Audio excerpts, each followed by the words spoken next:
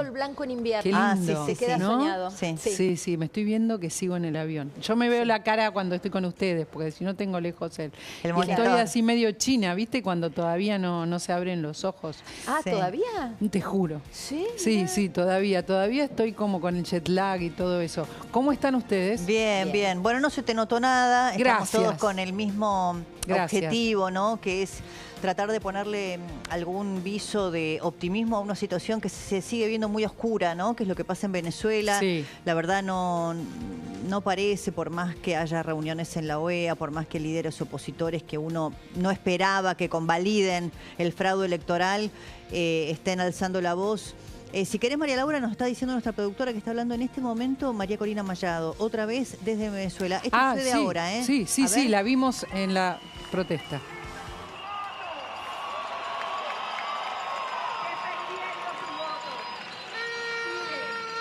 Lo que pasó la noche del 28 de julio y la madrugada del 29 son las horas más gloriosas y luminosas de la historia ciudadana de nuestro país. Miles y miles de ciudadanos que habían conseguido su acta, miembros de mesa, testigos, electores, que se las habían guardado y que todo el país nos las trajeron. Las actas oficiales que fueron procesadas, escaneadas y que hoy están en ese portal que hemos consultado ya millones de venezolanos para que el mundo entero sepa que ganó el Mundo González.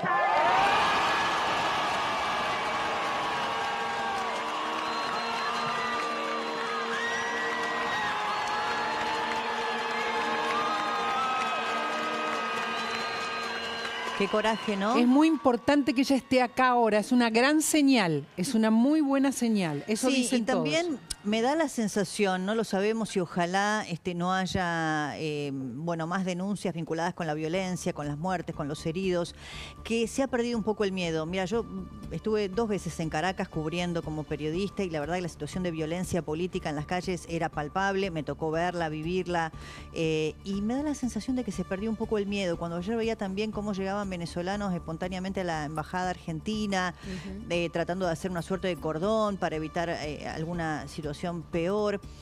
Bueno, y ahora ver la Corina, ¿no? A María Corina Machado por las calles reivindicando su triunfo también. Ahí sigue hablando, ahí sí no sé si la podemos escuchar. Lo que hemos hecho, lo hemos hecho la gente sin plata, sin medios, sin gasolina, sin transporte, con persecución.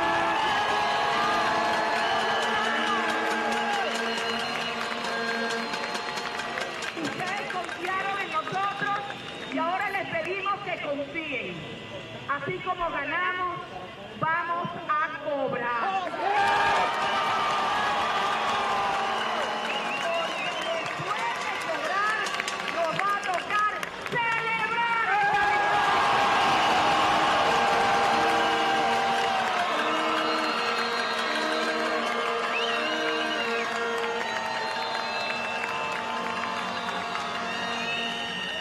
Pensemos, María Laura, Marina, que esta mujer ha sido proscripta, que ni siquiera ella es la candidata y que la mujer que ella designa luego para sucederla también fue prohibida de participar. Ese servicio de origen de este proceso, más allá de haberle impedido el voto a los venezolanos en el exterior, a la mayoría de ellos, solo en la Argentina, no nos cansamos de dar la cifra, de 200.000, solo 2.000 habilitados a votar, más allá de todo el tema del recuento y la desaparición de las actas. Acá quizá la pregunta que cabe es cuáles son los resortes institucionales para la reversión del resultado. A ver, más que institucionales, hay conversaciones que nosotros a lo largo del programa hemos ido chequeando con distintas personas de la ONG Transparencia Electoral, de distintas ONGs que están trabajando también con Venezuela y de los periodistas y los politólogos que teníamos en el estudio.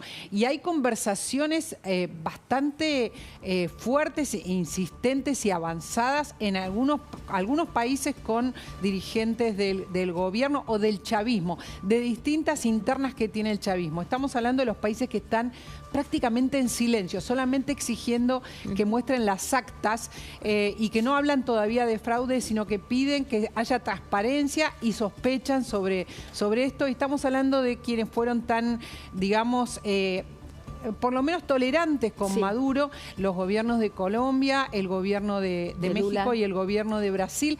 Hay conversaciones en estos momentos que hacen que nos ha sucedido, que haya gente con mucho optimismo, sin comprender nosotros, Ojalá. mientras mostramos un secuestro, mientras mostramos Sí. disparos, nos dicen que están estas Sí, vos viste conversaciones. que en el largo discurso de Maduro, él en algún momento nombra a Morín, ¿no? Que es un poco el enviado de Lula para esto. A mí me da la sensación de que acá, yo no soy muy optimista, pero la única tampoco. salida que veo posible es que líderes mundiales, no por la vía institucional, que líderes mundiales importantes, decir que en Estados Unidos hay una transición en este momento y un proceso democrático en curso, pero líderes mundiales no bajo el paraguas institucional tradicional puedan negociar Claro. con Maduro ¿qué? Claro. Impunidad.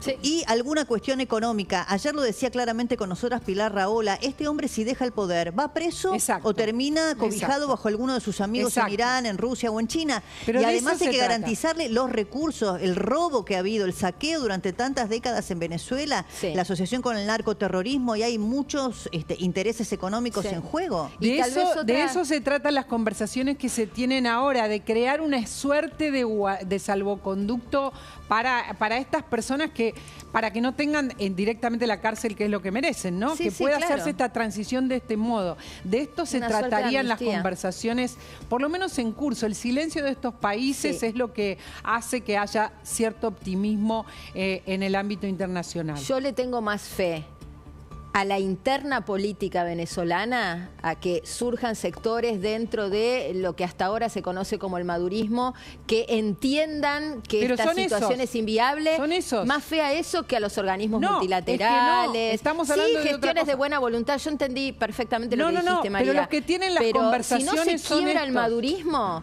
no va a haber manera. Estamos totalmente de acuerdo. Por eso, Marina, te agrego, los sectores más moderados del chavismo son los que están conversando con estos Exacto. países. Y ahí estaría la salida. Sí, sí, exacto. Y no por la vía institucional, no por la sino institucional. por esta vía en donde se le pueda dar algún salvoconducto a Maduro si es que deja el poder. Exactamente. Bueno, está muy caliente la situación. María Laura, vamos a ir ya mismo nosotras a Caracas. Gracias por La seguimos compartir. viendo. Por supuesto, Hasta por mañana. supuesto. En Caracas está Pedro Sánchez Prado, es periodista. Queremos saber cuál es la situación en este momento. Estábamos viendo información que sucede ahora en vivo, urgente.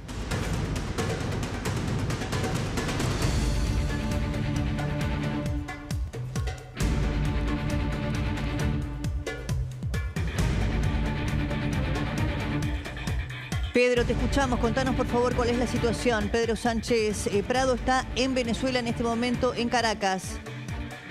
Muchísimas gracias. Gracias allá en Argentina, en Buenos Aires. Un saludo aquí casi las 2 de la tarde. Y yo me encuentro en La Pastora. La Pastora es una zona popular que, por cierto, es un patrimonio de la humanidad que está muy cerca de Miraflores. A mi espalda, y no sé si pueden ver, está un edificio blanco que si se percatan, es el Palacio Blanco. Eso es la sede de la Guardia de Honor y de la Casa Militar. Esos son los dos organismos militares que custodian o garantizan la seguridad del presidente de la República. Es decir, que estoy a unos metros del Miraflores. Aquí acaba de terminar un cacerolazo. Todo el perímetro alrededor de esta casa militar, Palacio Blanco, Palacio de Miraflores, está tomado fuertemente por efectivos militares, policías de civil y sobre todo los llamados colectivos, que no son más que organismos paramilitares o parapoliciales que se crearon y que son fuerzas de choque. ¿Esto por qué? Porque esta zona del centro de la ciudad ayer fue un hervidero de protestas y aquí hubo heridos y también hubo gente que murió. Un chico en la avenida San Martín, muy cerca de aquí, murió con producto de un disparo. Lo más destacable, aparte de que seguimos en una tensión tremenda, es que hoy el ministro de la Defensa, conjuntamente con el alto mando militar, que todos tienen de alguna manera una posición política fijada hace mucho tiempo, hablaron de un golpe de Estado de parte de la oposición, evidentemente, y que ellos ratifican el apoyo a lo que dictaminó el CNE, según el cual Nicolás Maduro sería el nuevo presidente. Pedro. Pedro, Sí. disculpas por la interrupción. Me interesa especialmente esto que nos estás contando del perímetro alrededor del presidente Maduro. ¿Cómo se delimitó ese perímetro? ¿De cuántas cuadras es? ¿Y cuántos efectivos tienen custodiando el perímetro justamente para que no pase la ciudadanía ni la oposición política? Bueno, darte una dimensión exacta es difícil. Lo que sí te puedo graficar para que ustedes tengan alguna idea. Yo he estado en Buenos Aires y la Casa Rosada es bastante grande. Sí. El Palacio de Miraflores será quizás la mitad de la Casa Rosada. Calcule más o menos que de la Casa Rosada 4 manzanas a la redonda esté tomada. Queda Fuertemente clarísimo. con policías, y la avenida Baral es una avenida que atraviesa el centro desde el norte, desde el Cerro del Ávila, que está todo, ahí comienza el norte de Caracas, hasta el parte del sur, está tomada y transitada frecuentemente por decenas de motorizados que van encapuchados y que van fuertemente armados. Esos son los famosos colectivos, y también cuerpos de seguridad vestidos de civil.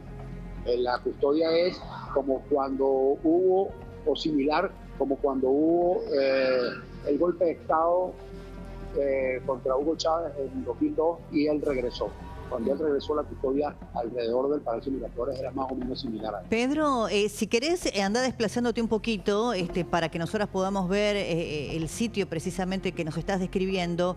Y mientras también te voy preguntando, porque nosotros vimos la enorme movilización que una vez más salió a apoyar esa caravana que encabezaba María Corina Machado.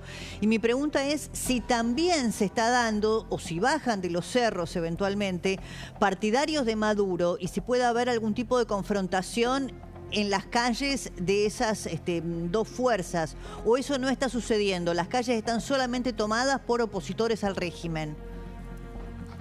Bueno, eso es relativamente así.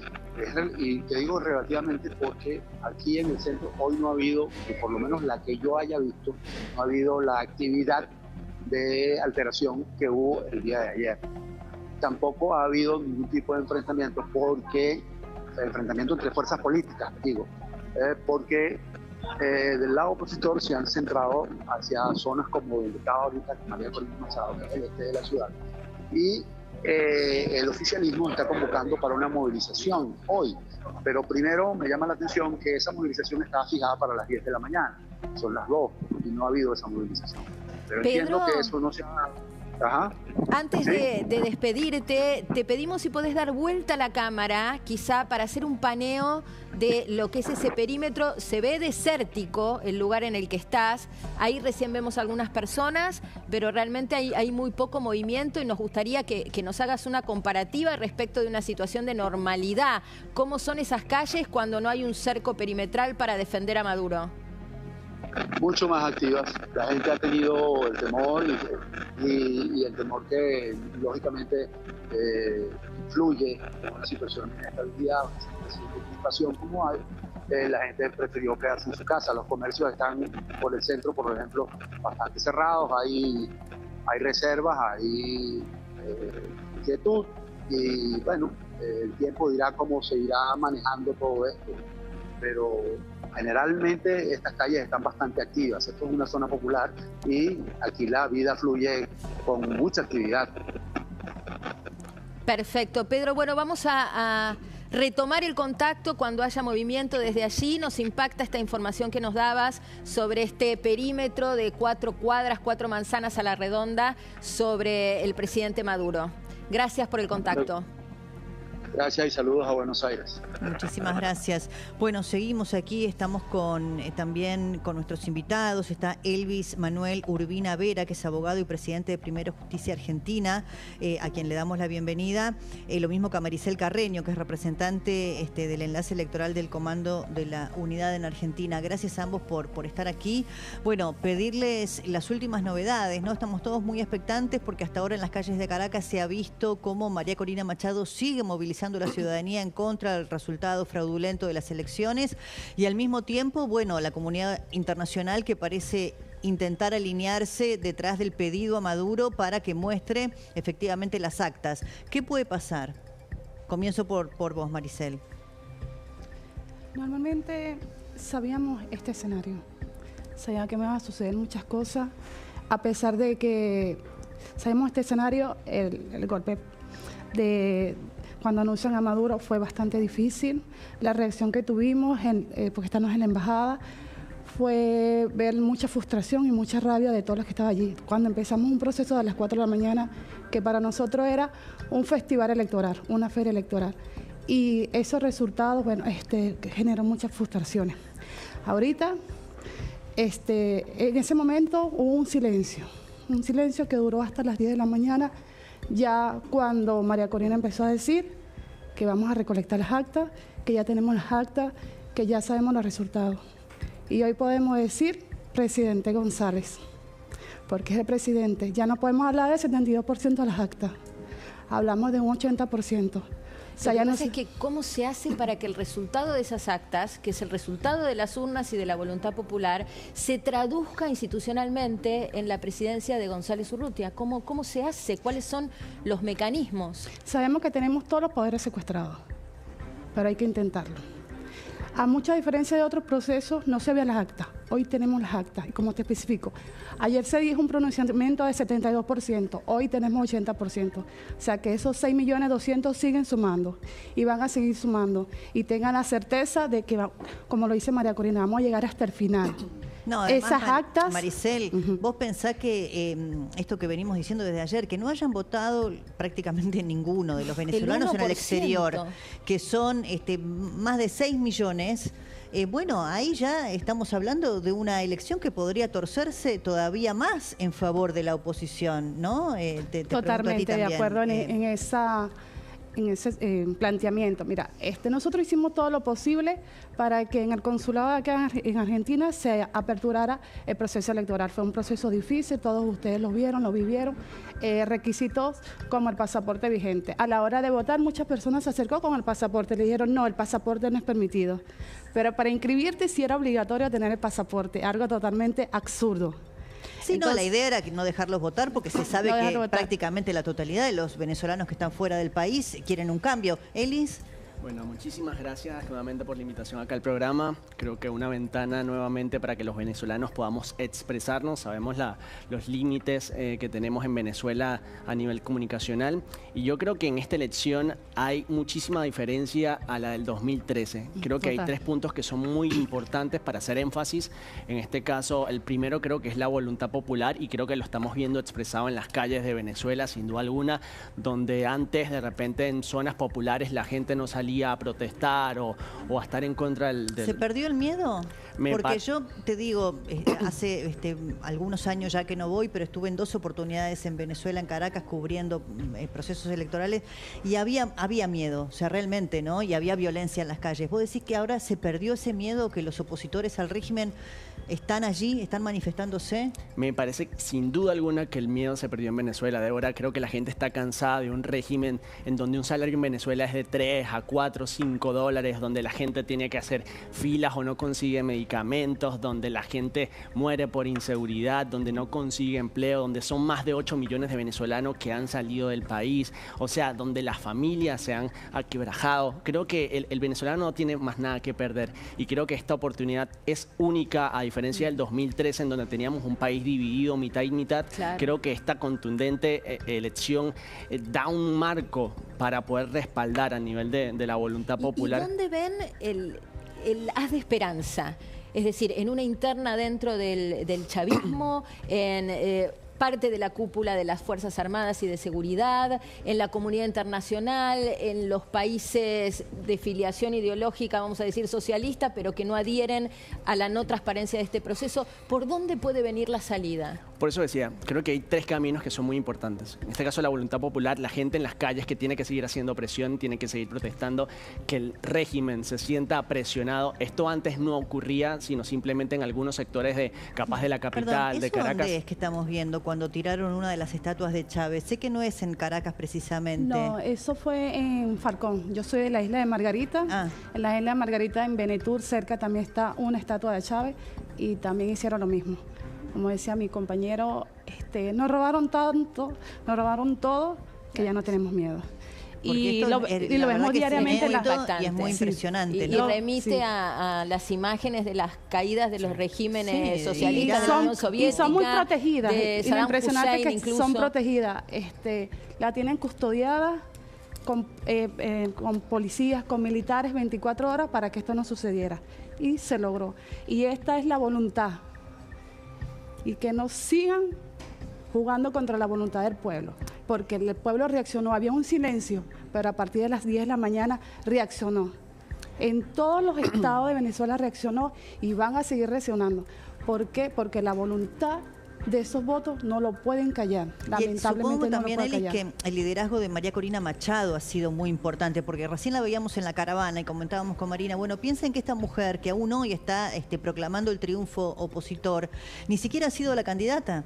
Porque, bueno, por supuesto, porque la han proscripto, porque ni siquiera le han permitido competir a quien ella primero designa y termina siendo Urrutia, pero creo que ella también ha logrado darle confianza, ¿no?, a la oposición venezolana.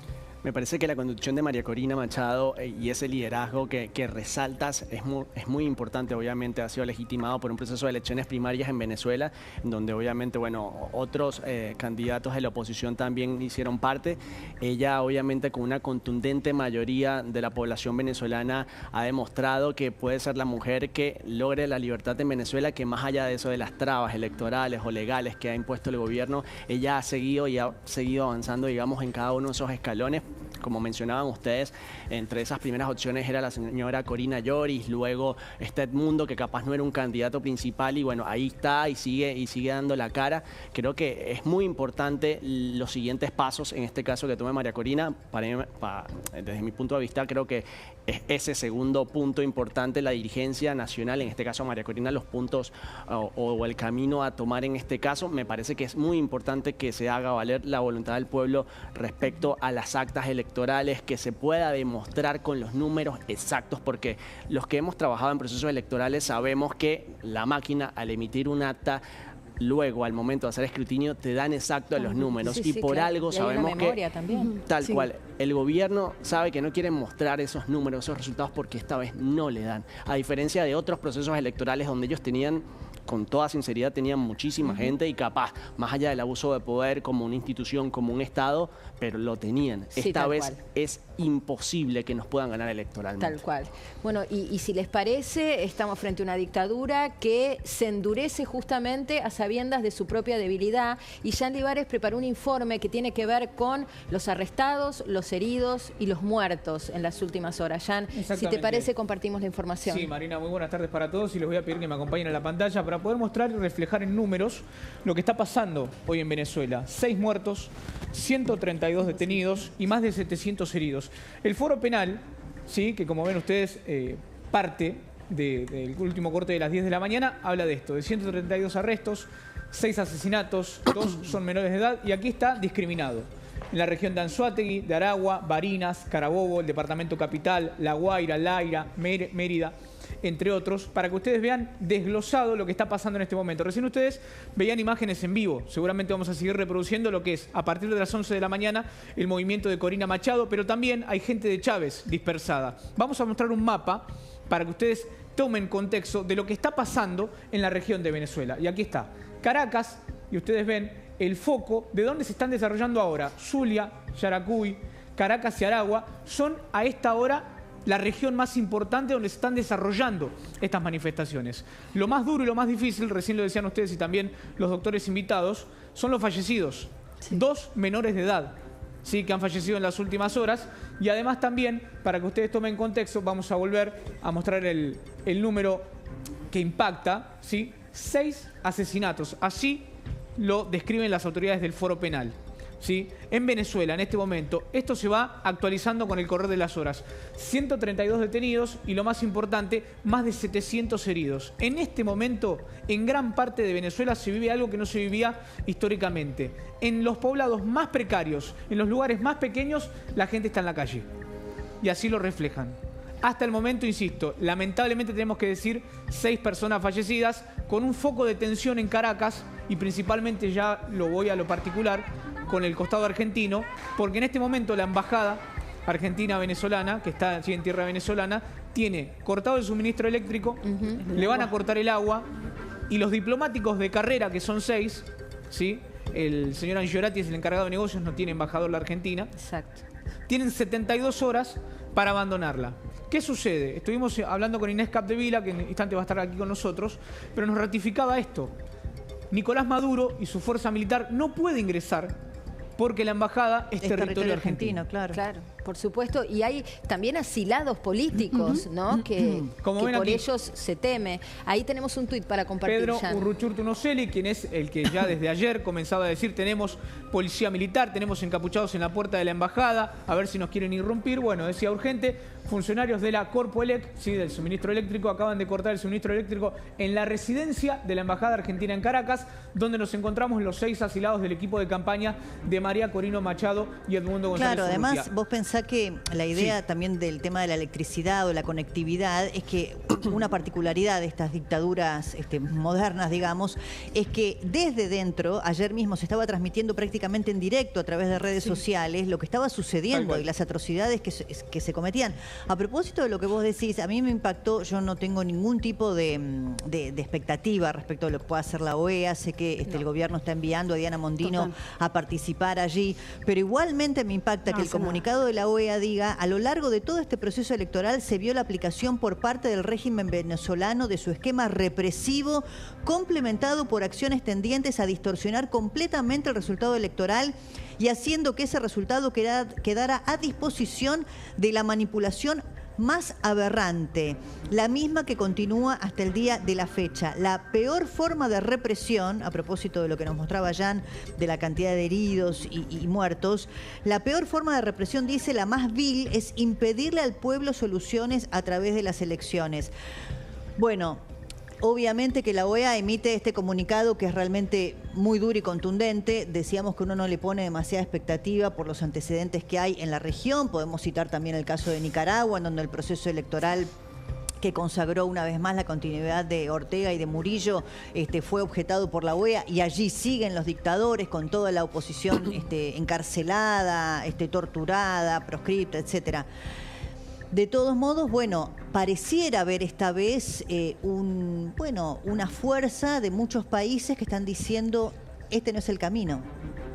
No sé si servirá, si ustedes tienen ahí puesta algún tipo de expectativa, Elis. Yo creo que ese viene siendo justamente el tercer punto. La comunidad internacional creo que también va a ser importante a nivel de presión de lo que se pueda empujar para que exista capaz una negociación en la salida de Nicolás Maduro. Sabemos, como tú lo comentabas, de que muchas personas obviamente lo vamos a querer que esté preso, pero bueno, si la salida para que deje el poder es inmunidad, si la salida para que deje el poder es negociación, para que parte de su gabinete. ¿Ustedes y todo, no lo ven mal como venezolanos o militantes del cambio, si hubiera algún tipo de negociación no institucional o no formal que le dé a Maduro algún salvoconducto a cambio de su impunidad para dejar a Venezuela libre? ¿Estarían de acuerdo? Obviamente estaría totalmente de acuerdo. Creo que duele en el corazón porque uno cree que todas esas personas deben pagar por todo el daño que le han hecho al país, pero si esa es la solución para que Venezuela sea libre, bienvenido sea.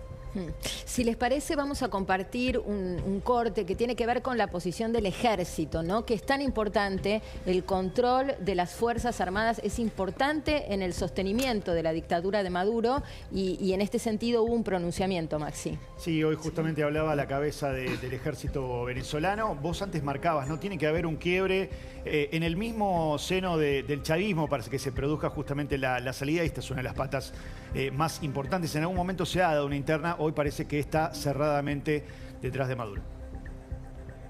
Estamos en presencia, sencillamente así lo digo, de un golpe de Estado. De un golpe de Estado fraguado nuevamente por estos factores fascistas de la derecha extremista, apoyado por supuesto por los factores imperiales, el imperialismo norteamericano y sus aliados y sus lacayos y cipayos. Un golpe de Estado en marcha, para lo cual el presidente comandante en jefe de la Fuerza Armada Nacional Bolivariana, Nicolás Maduro Moros, se ha puesto al frente para detenerlo nuevamente. Y junto a él, el pueblo de Venezuela, que lo eligió presidente para el próximo periodo presidencial. y junto a él las instituciones, la Fuerza Armada Nacional Bolivariana, todas las instituciones democráticas. Bueno, quiero retomar esta idea que planteaba Maxi de que en algún momento hubo un quiebre o hubo alguna disidencia dentro de la cúpula militar y básicamente lo que trascendió es que se estaban peleando por el negocio. Sí. No es que unos eran paladines de la República y otros no, sino que era un momento donde aprovechaban para quedarse con una tajada más grande del negocio del narco y del negocio del petróleo. ¿Ustedes ven que algo de esto puede reeditarse o las Fuerzas Armadas y de Seguridad están encolumnadas tras Maduro y por ahí no se filtra nada? Hay divisiones, aunque no lo crean, hay divisiones. Hay gente que se está poniendo ahorita del lado de la voluntad del pueblo. Y hay que rectificar que el golpe de Estado lo dieron ellos. Ellos, claro. Totalmente ellos, al violar la voluntad popular del pueblo que se demostró en la urna. Esa fiesta electoral que se vio el domingo, teníamos años sin vivirla. Años. Yo hace unos 3 años, yo nunca, jamás llegué a pensar que nosotros volveríamos a tener esa esperanza que sucedió el domingo. Claro. No, Maricel, lo que pasa es que lo que dicen los militares respecto del golpe de Estado que se suponen ellos es la oposición o las fuerzas de la derecha, claro. No sé cómo, del imperialismo y toda esa cosa tan anacrónica. Claro. Claro, porque te quería comentar, porque lo que pasa es que el fiscal Tarek dice que si no reconocemos el triunfo de Maduro, hay posibilidad de tener sañas. Le digo y le rectifico que va a tener que abrir muchas cárceles, porque solamente en Argentina hay 220.000 venezolanos que desconocemos el fraude. Que sabemos que hubo un fraude y que va a seguir siendo un fraude y que ahí están las actas y está la demostración. Y que los militares en este momento son los que están dando el golpe de Estado a la voluntad. Y pónganse del lado del pueblo y del lado correcto. Acepten las negociaciones que hay. Acepten las negociaciones que hay porque este proceso se va a cumplir. Y como les rectifico, ya no es, ahora adelante es el presidente González. Sí, Maxi, vos tenías algo quería para preguntarles agregar. También cuál creen que puede ser la posición de Estados Unidos. Hasta aquí no hubo pronunciamiento por el lado de la Casa Blanca y de Joe Biden. Se espera el llamado en estas horas de la tarde justamente entre Biden y Lula, pero Estados Unidos, que ha, sobre todo en la administración Biden, tenido negocios crecientes, sobre todo en el tema del petróleo con Venezuela, Chevron obviamente participando con PDVSA. Yo creo que ahí hay una gran razón para el silencio de Estados Unidos hasta ahora. ¿Creen que puede haber un cambio de posición? ¿Cree que debería haber una marcada oposición? ¿Y cuánto esto depende también de las elecciones estadounidenses este año? Mira, yo creo que ahí lo que se está esperando obviamente es la formalización o la expresión de los resultados, en este caso de María Corina, para que ellos puedan tener, digamos, un aval. En su momento creo que había marcado una posición un poco neutra, como algunos de otros países, esperando que se dictamine la totalidad de las actas para ellos obviamente poder expresarse y así tener una postura total. Creo que igual Estados Unidos siempre ha tenido una postura en contra del régimen. Sí, siempre. En Venezuela. Yo creo, Elis, que ahí hay una doble situación. Por un lado, una transición política y una situación de debilidad del presidente estadounidense actual. Y respecto de los intereses por el petróleo venezolano, es cierto que hubo una reapertura de negociaciones después de la invasión rusa a Ucrania, de la necesidad de Estados Unidos de abastecerse.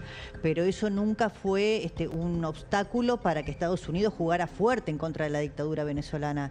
Pero me parece que esta transición política complica un poco la cosa, ¿no?